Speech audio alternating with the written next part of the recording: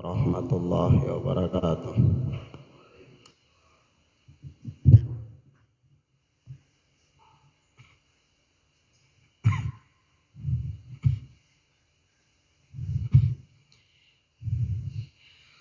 Allahu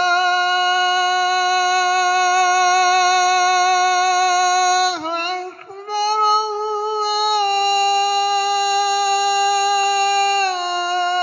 Allahu Akbar.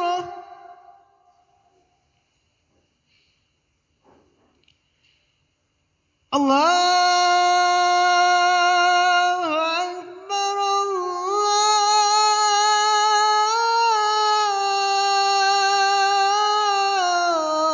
Allahu Akbar.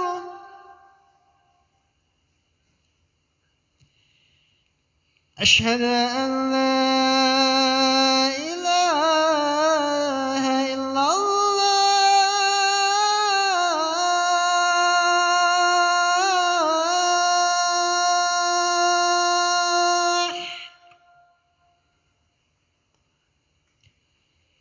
أشهد أن لا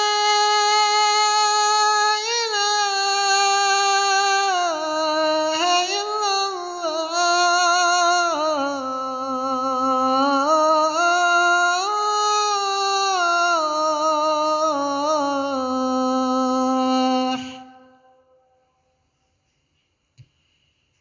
أشهد أن محمدا رسول الله.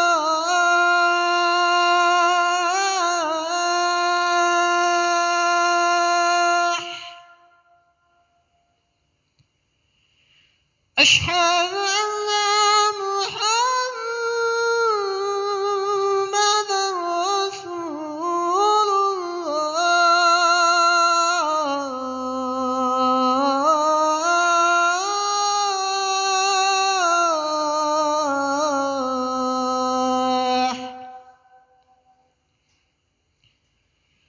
حي على الصلاة.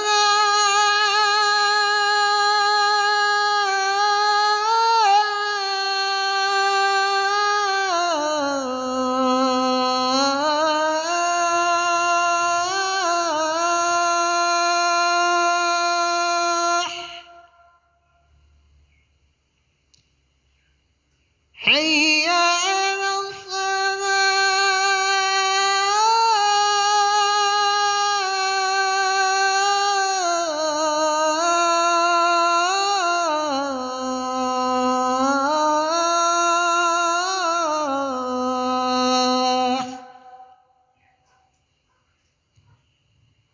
حي على الفلاح.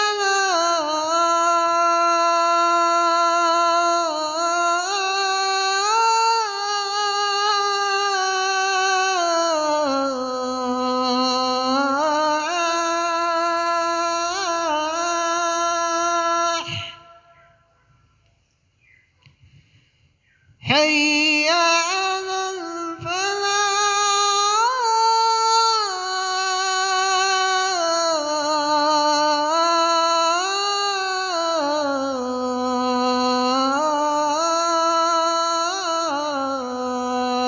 الفلاح.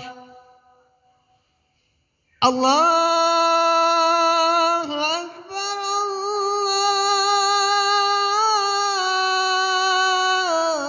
الله أكبر. لا إله إلا الله.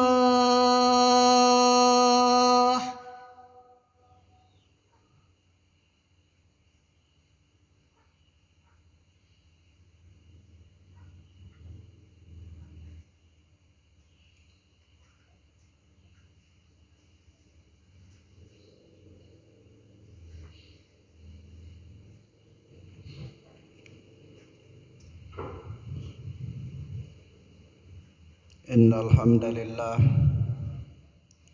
نحمده ونستعينه ونستغفره ونعوذ بالله من شرور أنفسنا ومن سيئات أعمالنا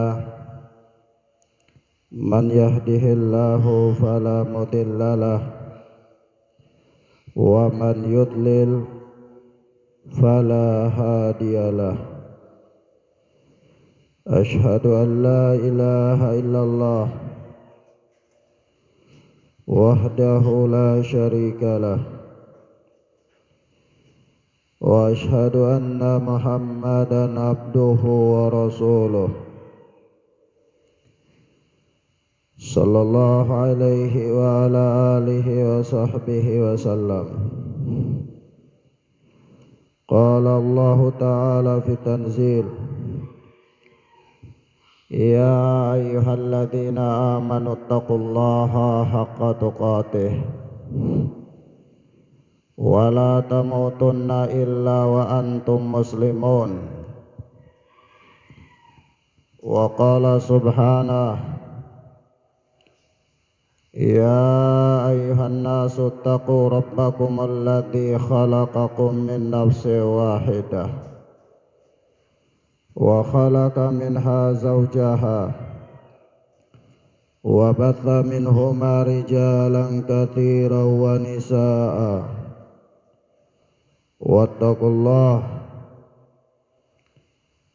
واتقوا الله الذي تساءلون به والأرحام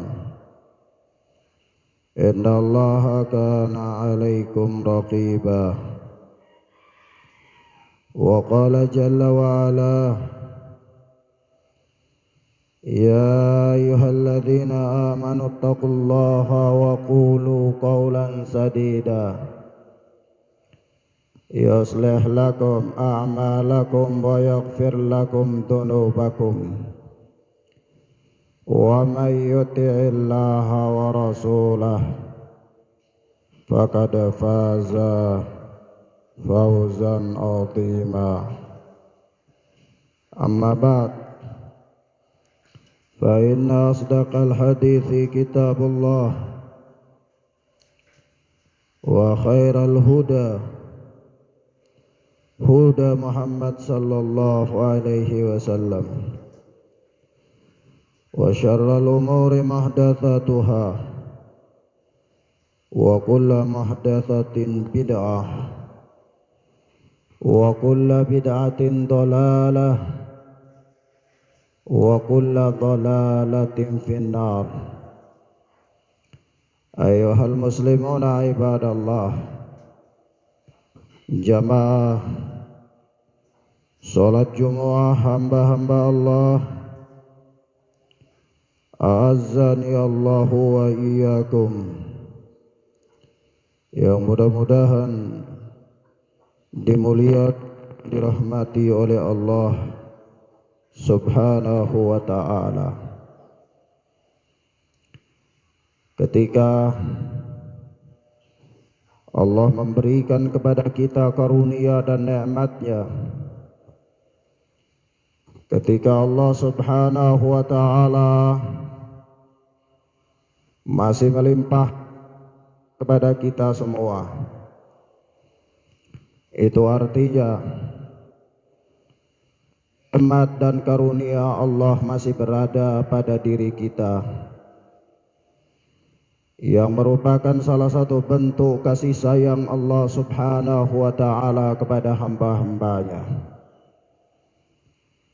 Maka kasih sayang Allah ini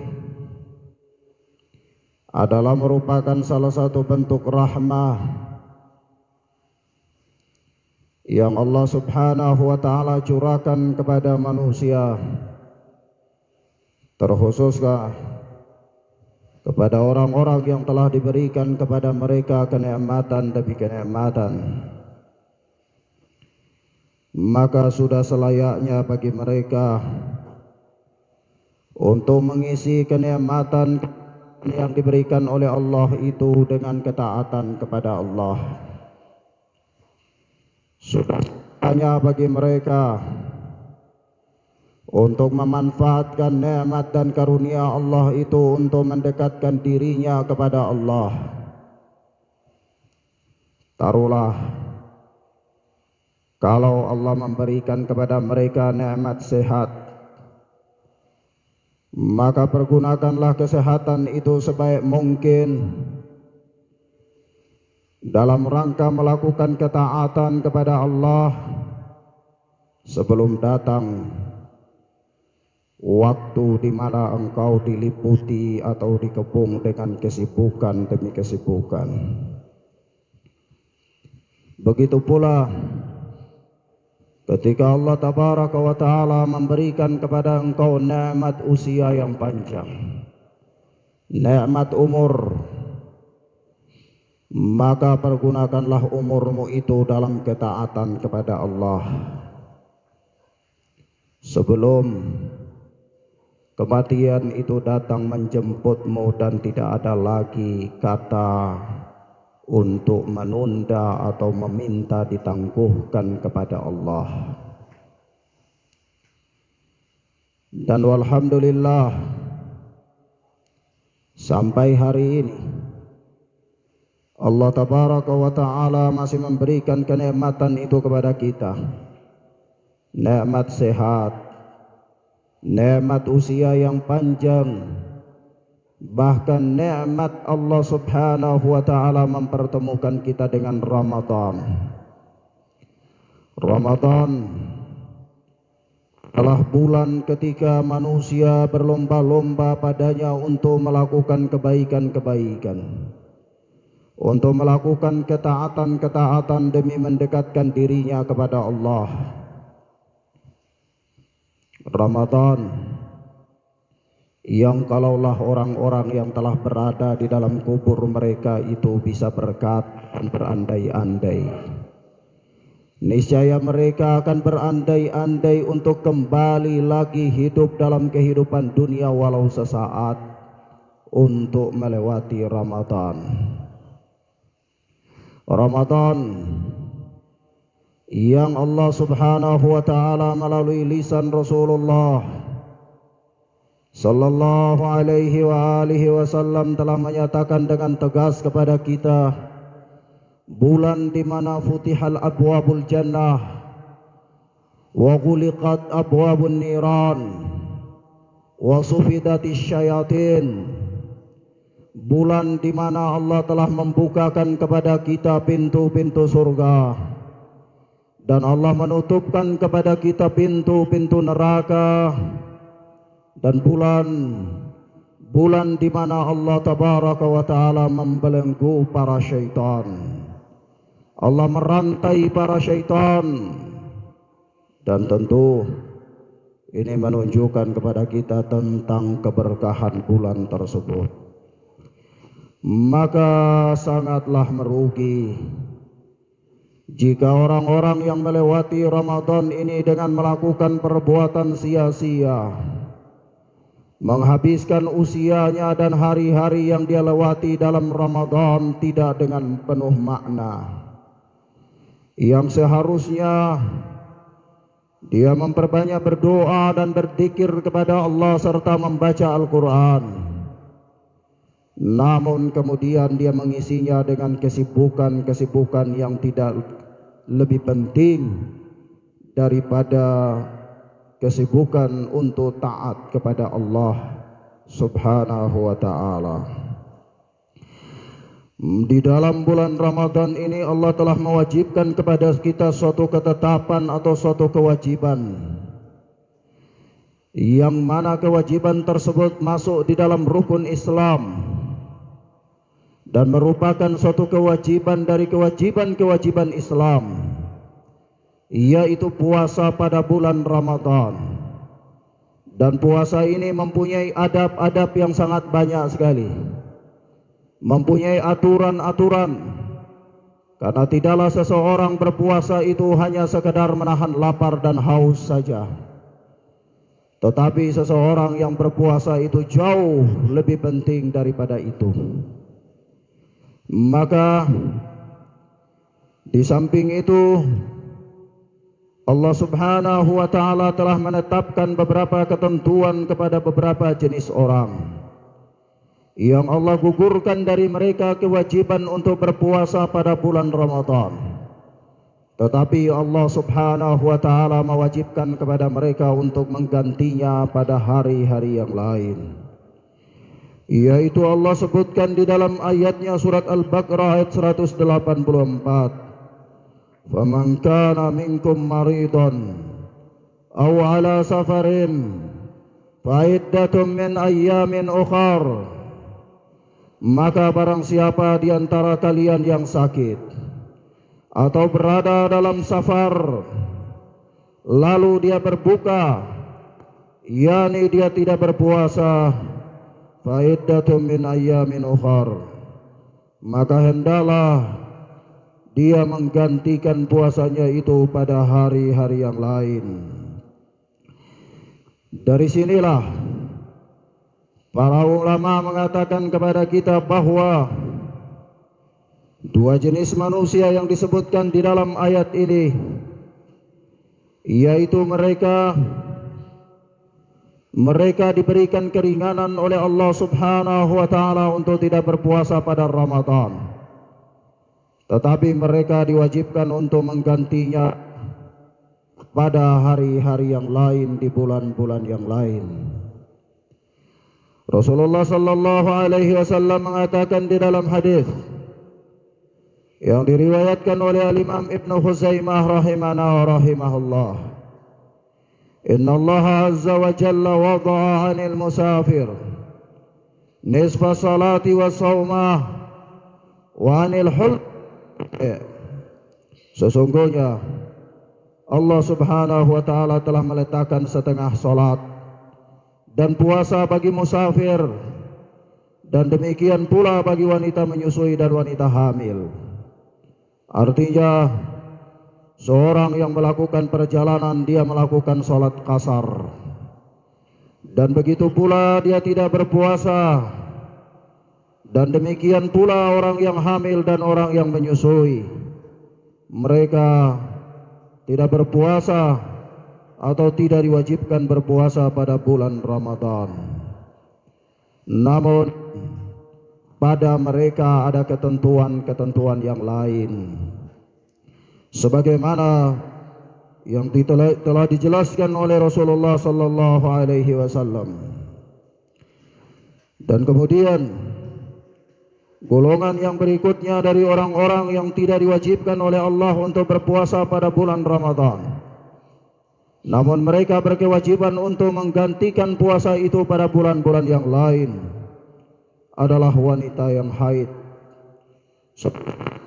Dalam riwayat Aisyah radhiyallahu taala anha, di mana dia berkata, "Kana yusibuna dzalik fa nu'maru biqada'i siyami wa la nu'maru biqada'is shalah." Dulu kami mengalami haid dan kami diperintahkan oleh Rasulullah untuk mengqada puasa, untuk mengganti puasa, namun tidak diperintahkan oleh Rasulullah untuk mengqada salat, untuk mengganti salat.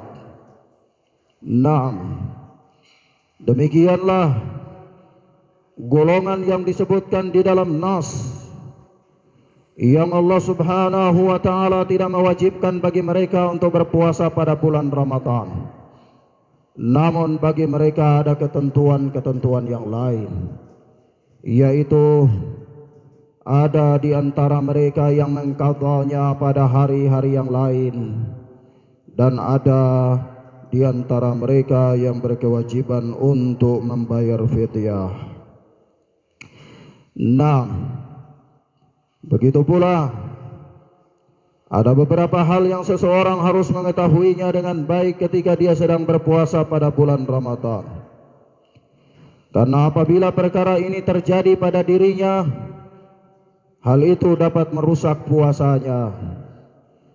Maka perkara-perkara yang dapat merusak puasa itu disebutkan oleh para ulama dengan istilah pembatal-pembatal puasa.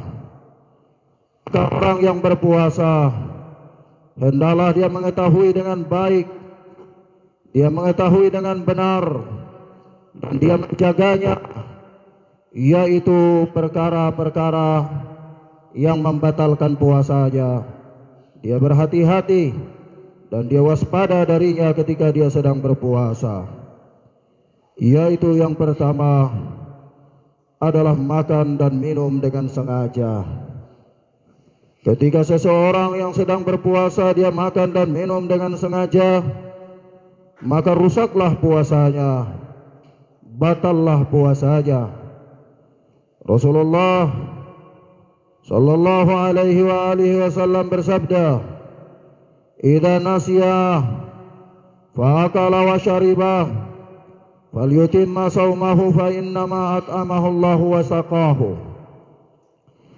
Namun apabila seseorang yang makan dan minum itu bukan karena kesengajaan, karena dia lupa kalau dia sedang berpuasa lalu dia minum, dia lupa kalau dia sedang berpuasa lalu dia makan, maka Rasulullah sallallahu alaihi wasallam mengatakan falyutimma saumahu, maka menyempurnakan puasanya. Kalau dia lupa pada jam 12 lalu dia minum, atau dia lupa pada jam 1 lalu dia makan, maka ketika dia ingat, dia menghentikan minumnya, menghentikan makannya, dan puasanya tetap dia lanjutkan. Dia tetap menyempurnakan puasanya sampai pada waktu berbuka, karena Rasulullah mengatakan fa innama at'amahu Allahu wa saqahu. Karena yang demikian itu adalah merupakan perkara, atau sesungguhnya yang demikian itu adalah Allah Subhanahu wa taala yang memberikan makan dan minum kepadanya. Yang kedua, dapat kita pahami dari hadis ini bahwa jika seseorang itu dia sengaja untuk melakukan pembatal puasa atau sengaja untuk makan, maka itu artinya rusak puasanya dan dia tidak boleh melanjutkan puasanya pada hari tersebut. Yang kedua, daripada pembatal ini adalah wanita yang mengalami haid atau nifas.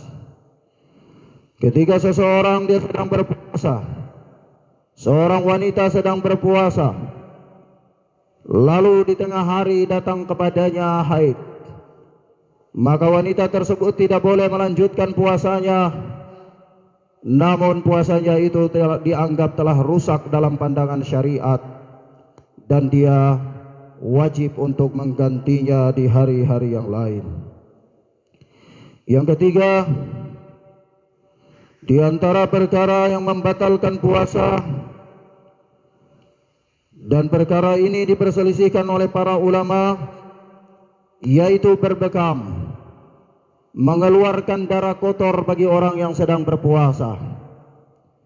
Ketika seseorang berbekam sementara dia dalam keadaan berpuasa, maka para ulama berselisih pendapat di dalam hal ini.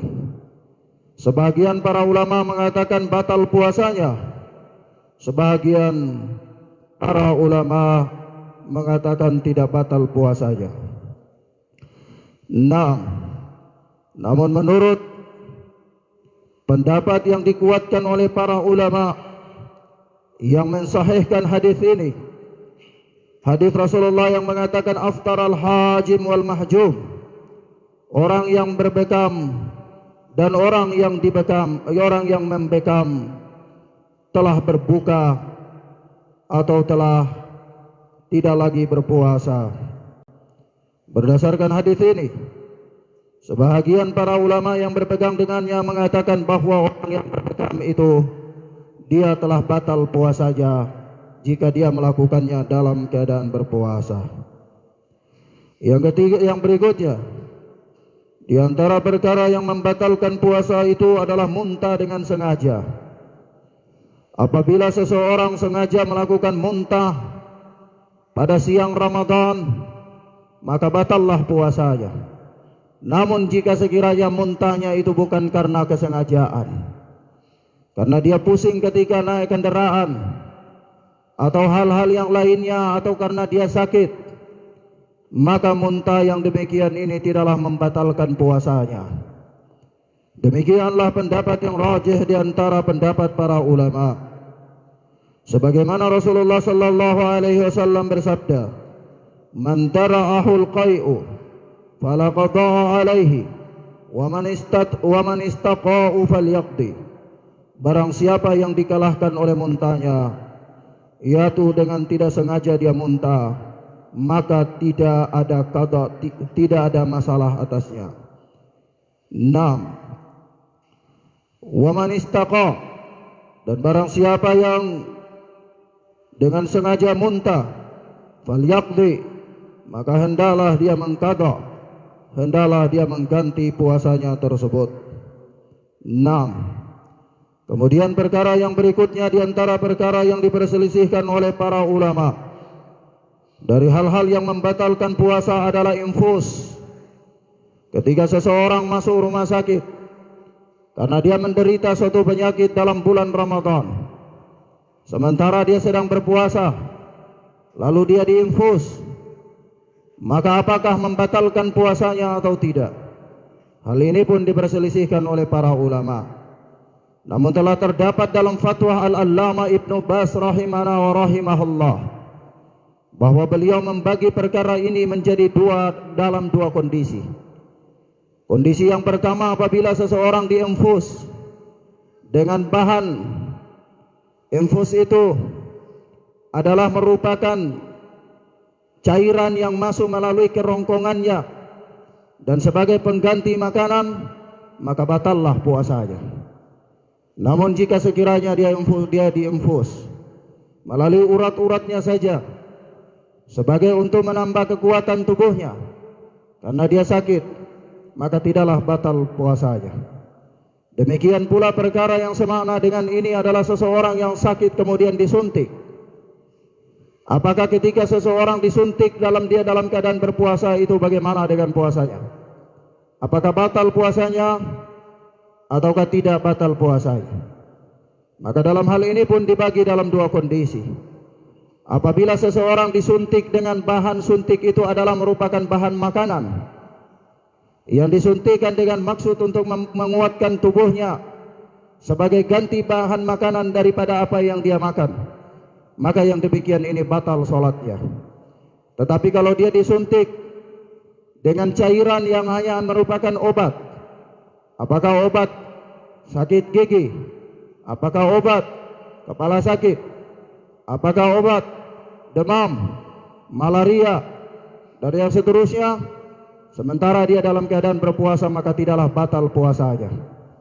Kecuali apabila dia disuntik dengan bahan makanan,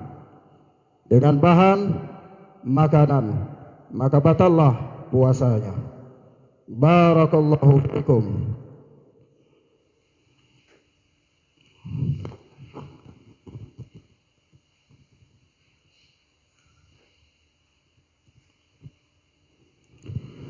Walhamdulillahi hamdan katsiran thayyiban mubarakan fih kama yuhibbu rabbuna wa yarda.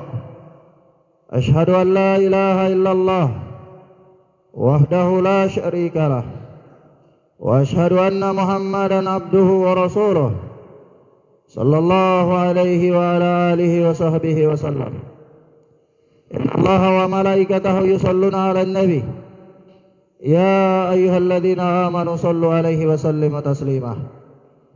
Allahumma salli ala Muhammad wa ala ali Muhammad kama sallaita ala Ibrahim wa ala ali Ibrahim innaka Hamidum Majid. Allahumma barik ala Muhammad wa ala ali Muhammad kama barakta ala Ibrahim wa ala ali Ibrahim innaka Hamidum Majid. Allahumma ighfir lil mu'minina wal mu'minat wal muslimina wal muslimat al ahya'i minhum wal amwat. Allahumma arinal haqqa haqqan warzuqna ittiba'ah wa arinal batila batilan warzuqna ijtinabah. Allahumma inna nas'aluka rizqan thayyiba wa ilman nafi'a wa amalan mutaqabbala. اللهم أصلح أحوالنا وأحوال المسلمين في كل مكان. ربنا آتنا في الدنيا حسنة وفي الآخرة حسنة وقنا عذاب النار وقنا عذاب النار وقنا عذاب النار. اللهم يا مقلب القلوب ثبت قلوبنا على دينك. يا مصرف القلوب صرف قلوبنا على طاعتك. وصلى الله على نبينا محمد وعلى آله وصحبه وسلم والحمد لله رب العالمين. آخر دعوانا أقيم الصلاة.